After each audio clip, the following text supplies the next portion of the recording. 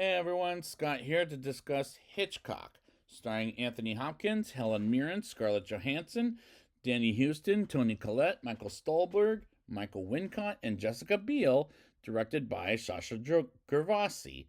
Now, before I get into this, I remember going to theaters in this, and I remember a couple things I'll talk about in this show. But I also remember, well, I don't want to talk about it yet until I get into the show. Let's get into the movie. We open in 1944 with Ed Gein, played by Michael Wincott, beating his brother Henry with a shovel after his mother died in a fire, as Henry hurts Ed's feelings by being a mama's boy, and suddenly we get Alfred Hitchcock.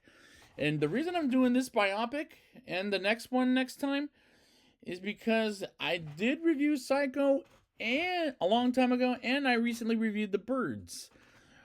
So that's kind of why I'm doing this with the girl next time. Or as I'm going to call Hitch for the rest of the show, played by Anthony Hopkins, explaining how we didn't get the movie Psycho if it weren't for Ed Gein, as we begin the movie in 1959, and Hitch is 60 years old when he gets out of the premiere of his movie North by Northwest, which I'll review one day. I have seen it before. And a reporter says, doesn't he just quit while he's ahead? And 1 week later, Hitch is upset he wants the originals to be a master of suspense, while he wants Alma Revel, played by Helen Mirren,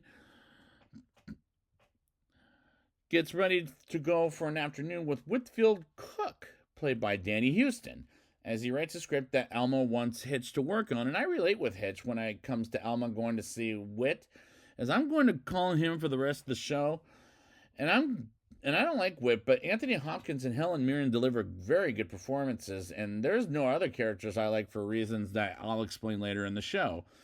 And I like the cinematography, and this plot I can go with, as I'm a fan of showbiz biopics, except for Babylon, because that one was boring. Because they entertain me, as unlike Babylon, as Hitch hears about other projects with his assistant Peggy, played by Toni Collette. As she wants something original, he wants something original, while he looks outside and sees a woman walking by looking like a pervert. And Hitch hears about the book Psycho, which is a real book, which was written by Robert Bloch, and he reads that book instead of Whit's script. And I really like Toni Collette in this role as a famous director's assistant, while we get a flashback of Ed sleeping with his mother's dead body. And the Ed Gein stuff I remember in the theater, people were gasping, like they were grossed out. They didn't expect what they were seeing, as it was gripping.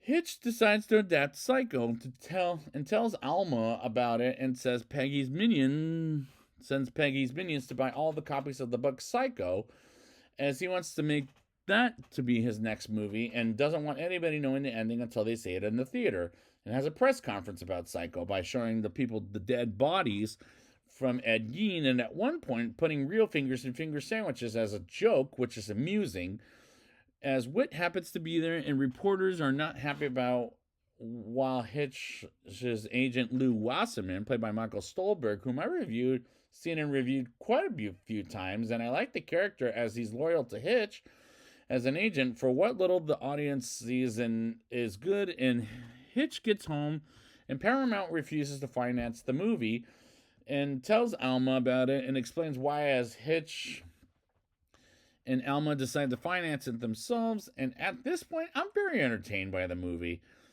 Even more entertained than Damien Chazelle's Babylon and Martin Scorsese's The Aviator, for what little that had to do with showbiz in that film. And this movie works well 10 years after the release of it.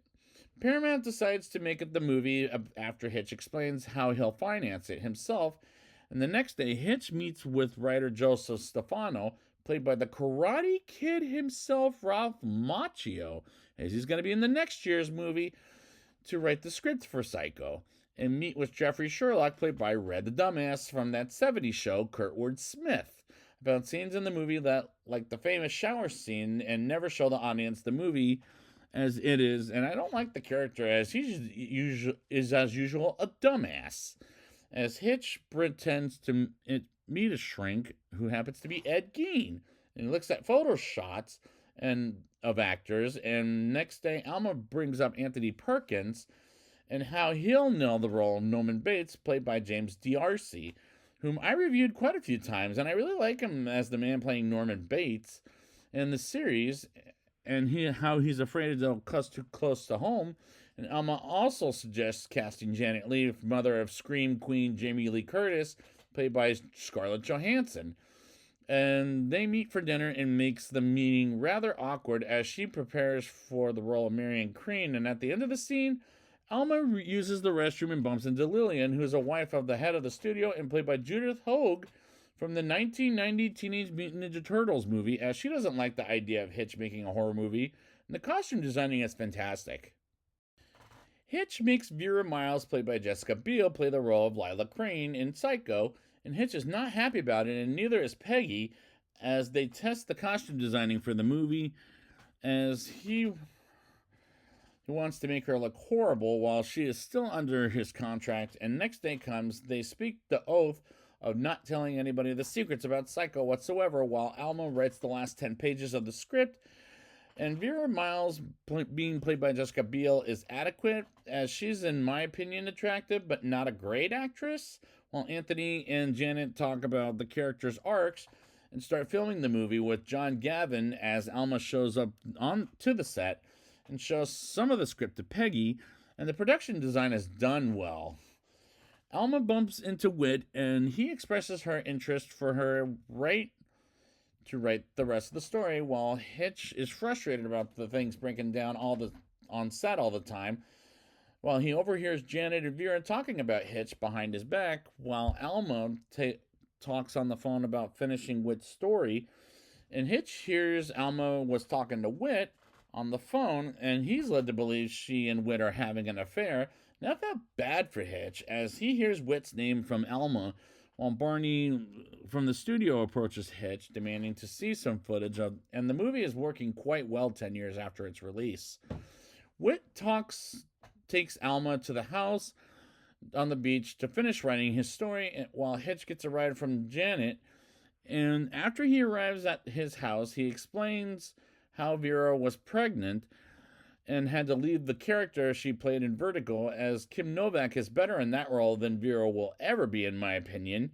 And Hitch sees Alma coming home from the beach that very day, and he knows something is up with Alma and Hitch seeing Whit's script, as well as some sand, and Hitch chats with Alma about the story, and he reads the story he reads and gives her his opinion, and brings up Whit at one point and acts rude to Alma about how women, as he can't light his cigar and messes with the leaves in the pool. And Alma watches them filming the shower scene, as they film the shower scene, and Hitch gets upset to the point he gets sick from getting heated, and this scene was working quite well. Hitch is encountered by Ed Gein as he gets sick while Alma and Whit finish writing his story, and Whit almost kisses Alma until the phone rings, and Alma receives word about Hitch, and she takes care of him, and she helps Hitch direct the scene as they're behind. They've been stuck with for 2 days because they're behind, and Barney tries to give Hitch some help, but Alma says that won't be necessary, while Hitch lies in bed, and Ed Gein approaches him as he's imagining it, while Hitch finds some sand in the bathroom, while Alma is encountered by Janet and gives Hitch candy corn because he loves it, after a brief scene with Janet, which makes perfect sense, as Hitch tells Alma about spending too much time with Whit, and he asks if she and Whit are having an affair, and Hitch talks about giving him full support instead of Whit. And this scene was heartbreaking for sure, and their performances are well done in this scene.